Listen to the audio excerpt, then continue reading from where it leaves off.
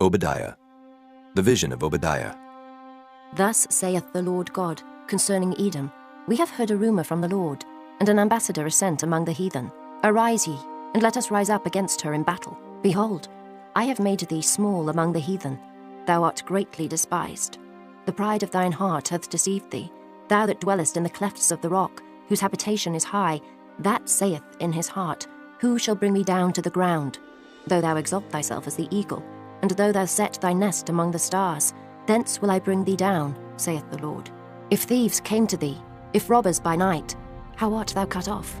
Would they not have stolen till they had enough? If the grape gatherers came to thee, would they not leave some grapes? How are the things of Esau searched out? How are his hidden things sought up? All the men of thy confederacy have brought thee even to the border. The men that were at peace with thee have deceived thee, and prevailed against thee. They that eat thy bread have laid a wound under thee. There is none understanding in him. Shall I not in that day, saith the Lord, even destroy the wise men out of Edom, and understanding out of the mount of Esau? And thy mighty men, O Teman, shall be dismayed to the end, that every one of the mount of Esau may be cut off by slaughter. For thy violence against thy brother Jacob, shame shall cover thee, and thou shalt be cut off forever. In the day that thou stoodest on the other side, in the day that the strangers carried away captive his forces, and foreigners entered into his gates, and cast lots upon Jerusalem, even thou wast as one of them.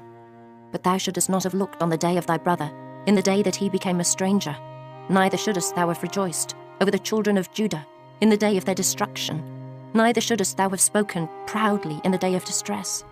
Thou shouldest not have entered into the gate of my people in the day of their calamity.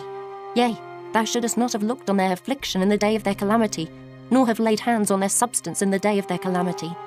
Neither shouldest thou have stood in the crossway to cut off those of his that did escape.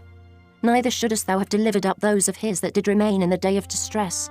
For the day of the Lord is near upon all the heathen. As thou hadst done, it shall be done unto thee. Thy reward shall return upon thine own head. For as ye have drunk upon my holy mountain, so shall all the heathen drink continually. Yea, they shall drink, and they shall swallow down, and they shall be as though they had not been.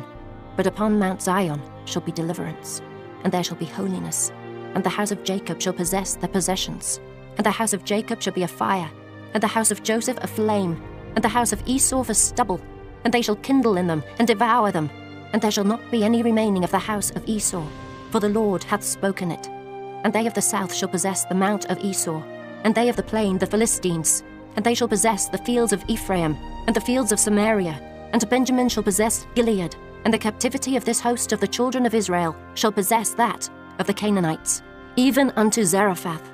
And the captivity of Jerusalem, which is in Sepharad, shall possess the cities of the south. And saviours shall come up on Mount Zion to judge the mount of Esau, and the kingdom shall be the Lord's.